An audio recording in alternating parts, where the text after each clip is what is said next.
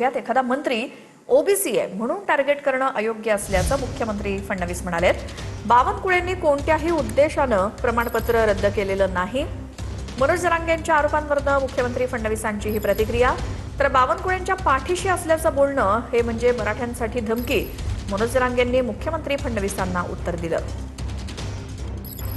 केवळ एखादा मंत्री ओबीसी आहे म्हणून त्याला अशा पद्धतीनं टार्गेट करणं हे योग्य नाही, हे महाराष्ट्राला शोभणारं नाही, हे कोणालाही आवडणार नाही।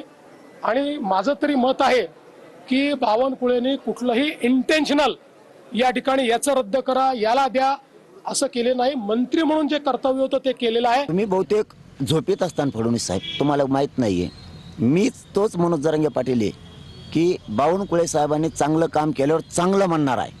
आतापर्यंत बावनकुळेंची माझ्या इतकी स्तुती कुणीच केली नसेल। बावनकुळेंनी वाटोळं किती जरी मराठ्यांचं केलं तरी मी बावनकुळ्याच्याच पाठीशी राहीन। ही मराठ्यांसाठी धमकी आहे, हे मराठ्यांसाठी हिणवणं आहे, हे मराठ्यांचा अपमान करणं, हे मराठ्यांवरती अन्याय करणं आहे।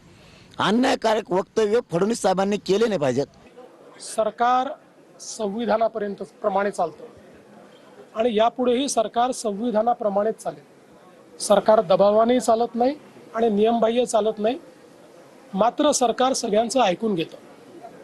कुठल्याही शब्दात कोणी मांडलं पण जर जनहिताचं असेल तर ते ऐकलं जाईल, संविधानात बसणार असेल तर ऐकलं जाईल, संविधानात बसणार नसेल तर ऐकलं जाणार नाही। मग तुम्ही असे का वागता? दबाव आहेत का? 50% वर कसं काय आरक्षण केलं? मग दबाव आहेत का तुम्ही? याची का नाही केली तुम्ही? 1994चं जे आर का रद्द करत नाहीत? मग का? मग जाती कसं काय घातल्या? कशाच्या आधारावर घातल्या?